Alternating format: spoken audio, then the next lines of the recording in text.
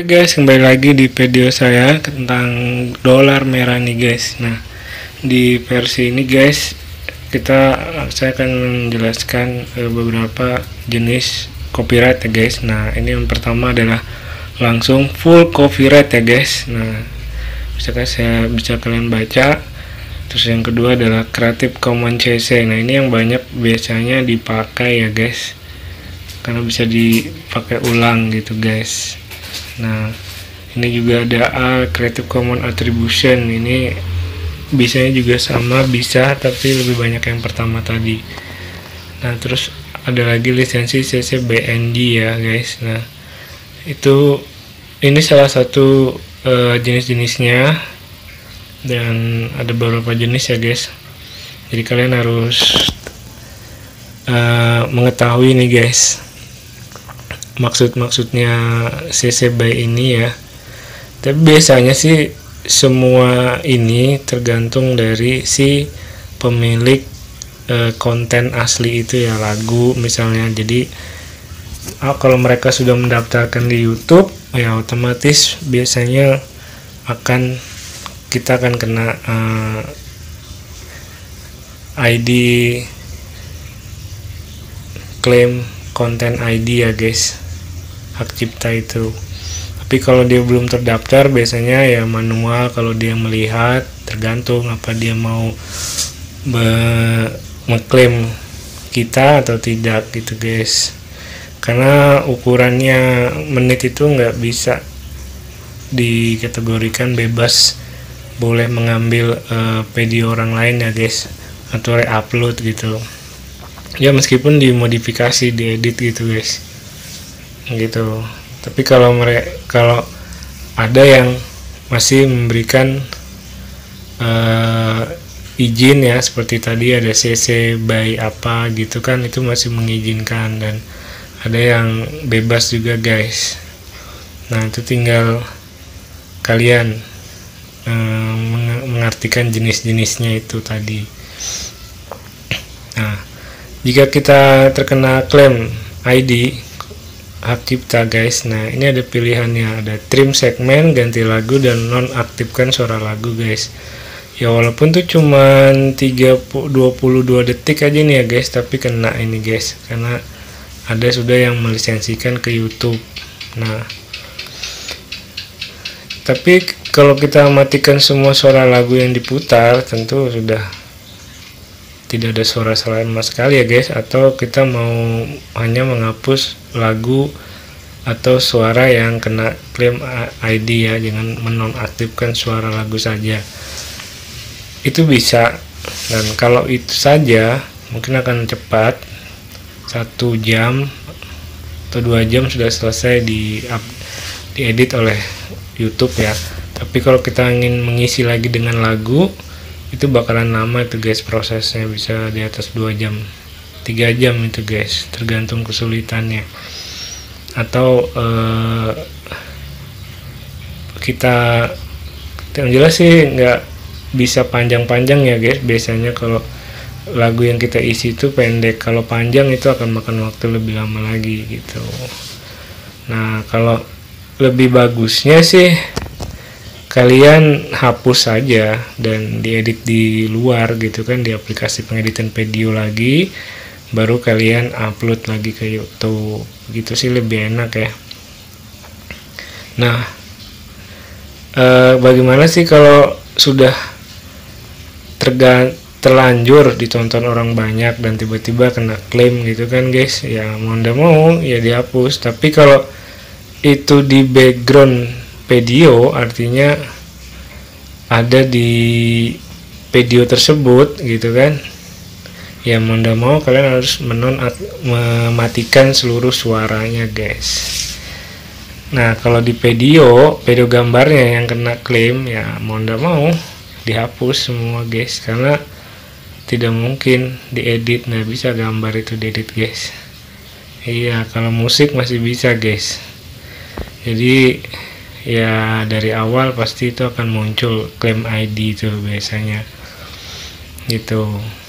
Nah, biasanya sih kalau gambar diedit itu masih ada toleransi ya, ndak kena klaim ID biasanya kalau diedit itu, kecuali kalau kita re-upload itu biasanya pasti kena kalau dia sudah dimasukkan dalam konten ID, atau orang itu menonton video kita dan dia mengklaim itu videonya dia. Nah itu dia bisa mengajukan ke YouTube begitu guys. Tapi kalau dia nggak mengajukan ya nggak apa-apa, biar kalian re-upload, nggak ada masalah itu guys, asal si pemilik video kalian sudah izin dan pemilik video tidak mempersoalkan kalian mere-upload tersebut gitu guys.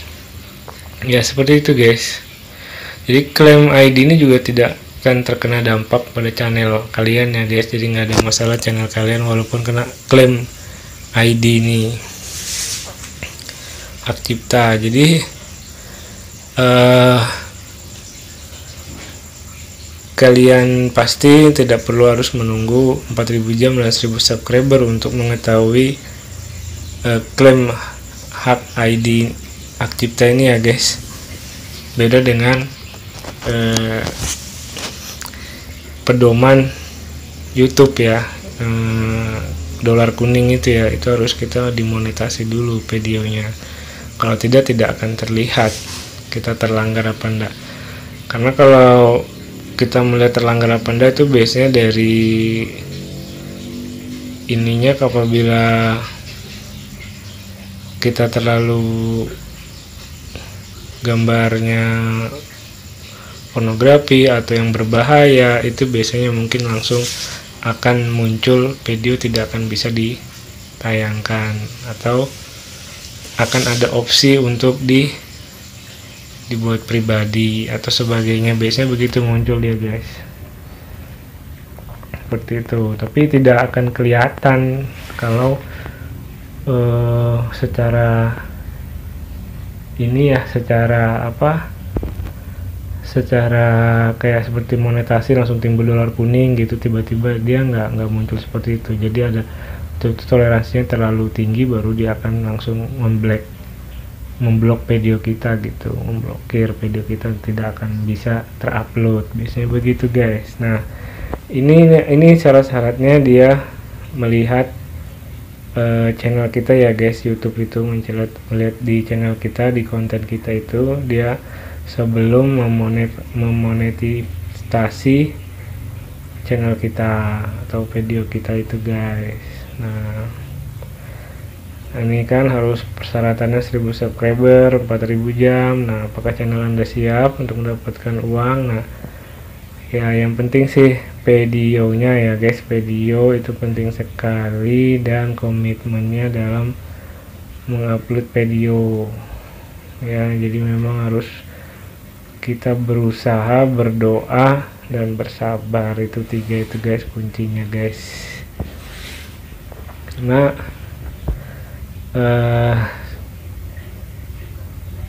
semua video apa yang kita bikin pasti ada persamaan, ada orang yang membuatnya juga gitu guys. Jadi ini ya kalau buat saya sih tergantung dari penontonnya ya, karena kan belum tentu kita bagus, penonton paham belum, tapi ada yang paham, ada yang tidak. Di lain lagi ada yang dia paham, di lain lagi dia nggak paham tapi pahamnya di kita. Jadi seperti itulah guys, sudah ada yang ngatur ya rezeki itu kan guys.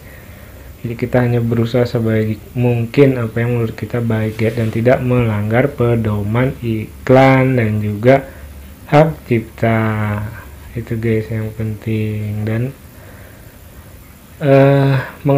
mengupload video itu sebaiknya sih kita tidak publik dulu guys ya. Nanti setelah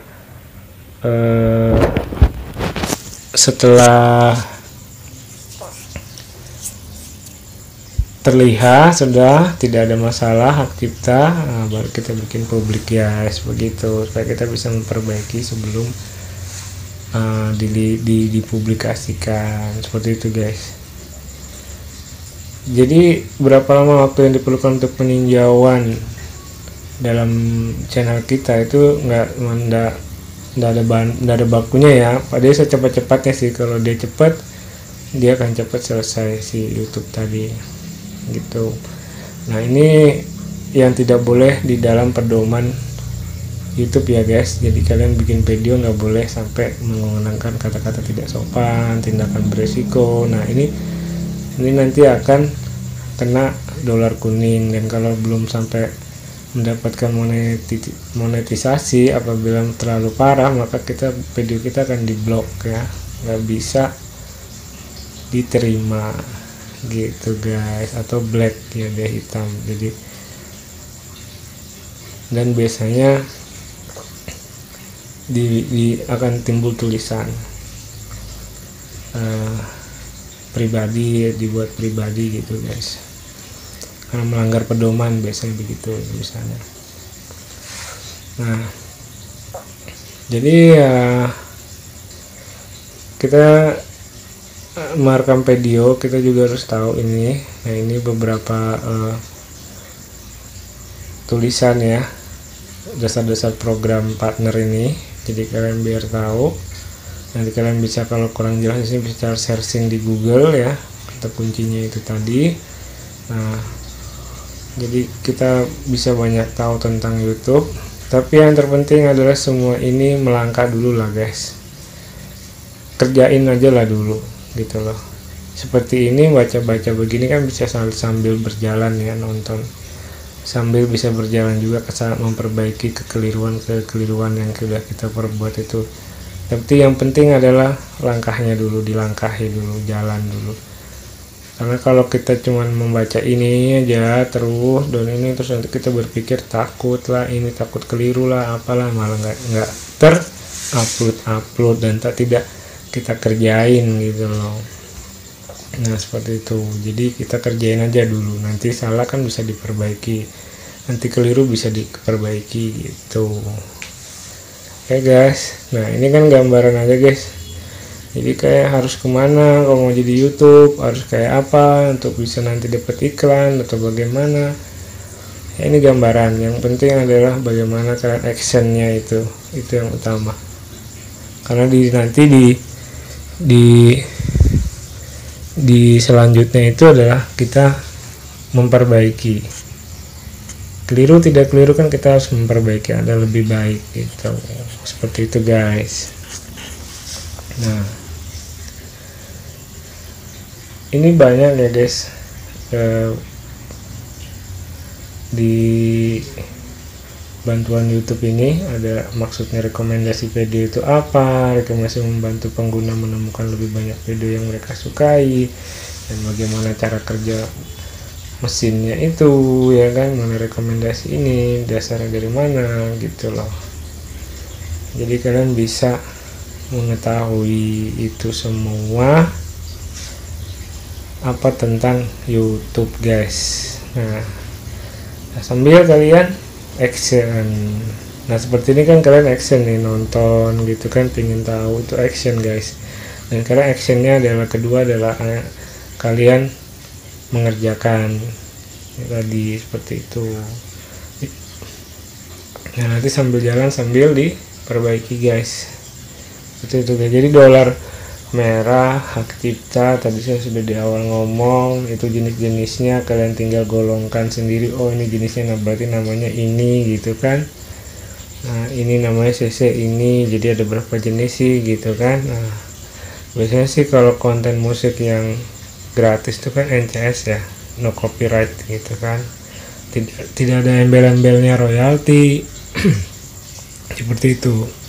Jadi tidak ada batasan. Nah biasanya ada juga yang harus menuliskan sumber asal kita dapat tadi dari mana, misalnya itu di deskripsinya guys. Nah jadi ada yang gratis, ada yang harus menulis, ada yang bayar ya kan, dan ada yang berbatas ya, seperti itu. Jadi kita perhatikan. Oke. Nah jadi ada juga sebagai artis independen, ini kan 1000 subscriber dalam 12 bulan jika Anda bekerja sama dan artis yang terafiliasi dengan distributor ya kan. Ini ada juga distributor. Nah ini banyak nih guys. Jadi ada kontrak, edit cipta musik, ini banyak ya, bantuan YouTube ya, kalian bisa cari di bantuan YouTube guys. Jadi ada penjualan di YouTube, merchandise, dan sebagainya. Itu jika kalian sudah mencapai syarat yang sudah ditentukan oleh YouTube, biasanya 10.000 subscriber guys, gitu. Jadi performa Anda di YouTube juga bisa dilihat gitu kan, di YouTube kreator ya guys. Nah jadi ini sih saya jelaskan singkat ya guys, supaya kalian bisa mencari di Google kata kuncinya itu apa gitu. Bahwa pengalaman saya sih mengawali untuk YouTube ini adalah action. Selanjutnya saya sambil berjalan sambil belajar dan memperbaiki ya kekeliruan yang ada, dan mengetahui apa itu waktu tonton, subscriber, jumlah yang ditonton, video teratas, referensi penonton, data live stream, demografi, sumber traffic, ya kan. Nah seperti itu guys. Jadi istilah-istilah itu juga